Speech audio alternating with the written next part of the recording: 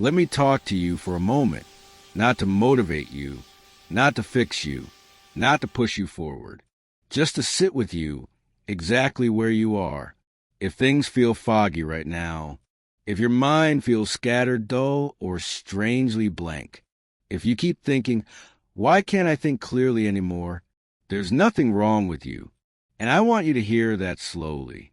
Because when clarity disappears, the first thing most people do is blame themselves.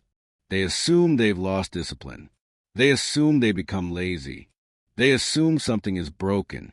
But what you're experiencing has a reason, a very human one. You may not have said this out loud, but you might be thinking quietly, I used to be sharper than this. I used to care more. I used to know what I wanted. And now, even simple decisions feel heavy. Even things you care about feel distant. Starting feels harder than finishing ever was. That gap between who you were and how you feel now can hurt. And it can make you feel behind. Like life is moving, and you're paused somewhere you didn't choose. Here's what I want you to understand. Clarity doesn't disappear because you're weak. It disappears because your nervous system is under pressure. When stress stays high for too long, your brain changes priorities.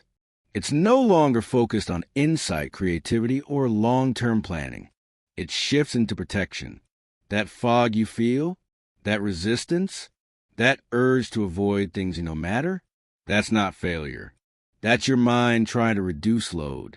Under stress, your system asks a very simple question. What can we stop dealing with right now?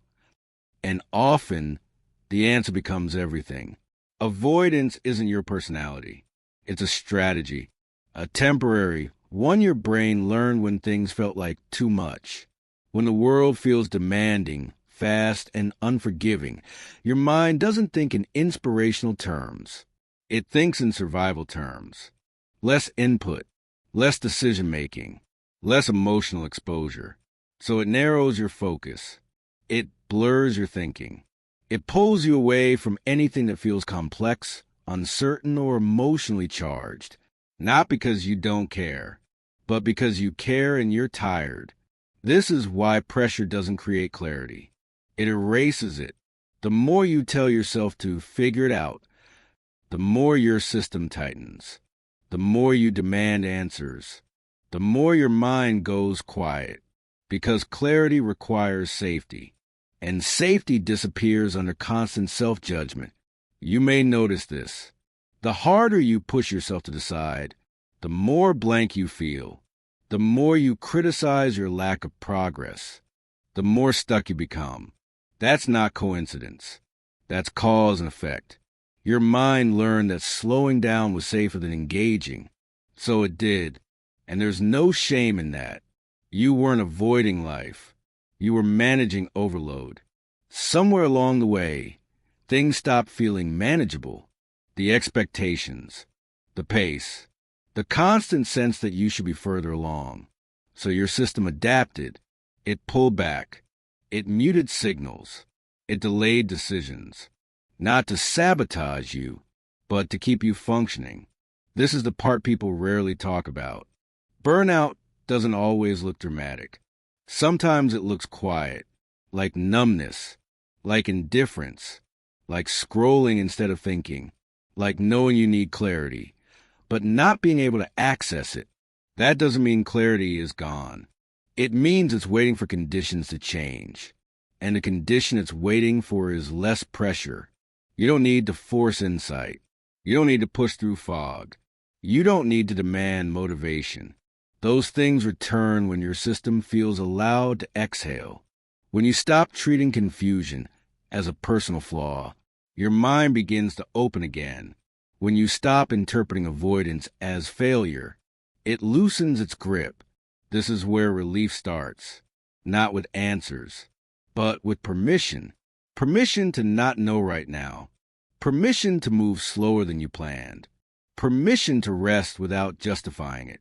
You are not falling behind. You are recalibrating. And that process is quiet. It doesn't look impressive. It doesn't earn praise. But it's intelligent. Clarity doesn't come from urgency. It comes from space, from moments where your nervous system realizes, I'm not in trouble. I don't need to rush. I'm allowed to take this one breath at a time. When that happens, something subtle shifts. Thoughts feel less sharp but more honest. Decisions feel smaller but more real. You start sensing what feels right instead of what feels required. That's how agency returns. Not through force, through safety. You don't need to rebuild yourself. You don't need to catch up. You don't need to become someone else. You need the chance to feel unthreatened in your own mind.